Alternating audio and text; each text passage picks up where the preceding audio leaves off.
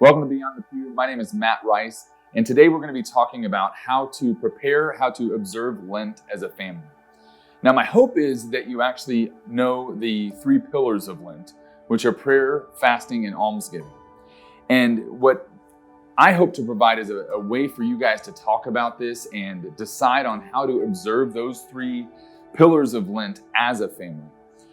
A couple years ago, my wife and I were struggling with this and trying to figure out, okay, how do we involve the elementary school kids and the high school kids? Because we've got 15 years spread between our oldest and our youngest. So how do we involve everyone? And one of the things that we're going to do this year is I'm going to take the guys separate and my wife's going to take the girls separate, and we're going to do something specific for each gender, if you will. I'm going to sit down with the guys and we're going to go through prayer. Okay, guys, what are we going to do for prayer throughout Lent? And then again, same sort of thing. What do we want to do for almsgiving? What do we want to do for fasting? And some of those actually work together. As a family, you can decide, okay, we're not going to go out to eat as much during Lent. And so that time that we choose not to go out to eat, that money that we save there, we're going to set aside. Or it can be something else where you talk to the guys and say, okay, let's go mow a lawn for someone who needs their lawn mowed.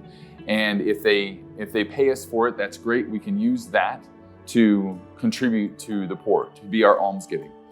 But one of the ways that we've found very beneficial to find out what we're going to do is we dive through the spiritual works of mercy and the corporal works of mercy.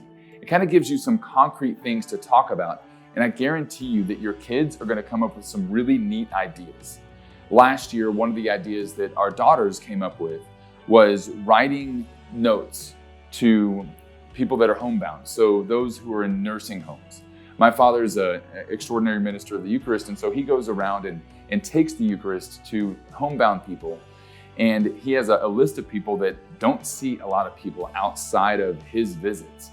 And so we were like, this is a natural place for us to send notes to these people to pray and let them know that we're praying for them, and then also encourage them and let them know that people are thinking about them.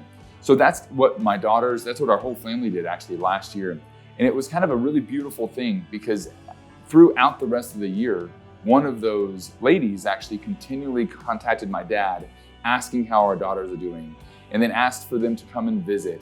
So they've actually gone to visit and created relationship there. So it's really kind of beautiful what you can do with Lent. It's not just about giving up chocolate or giving up something. That is definitely something to do, but your kids are so much more creative than this. Involve them in the process in how to observe Lent well as a family. And I guarantee you they're going to come up with some really amazing things. And I hope that you guys have a great Lent.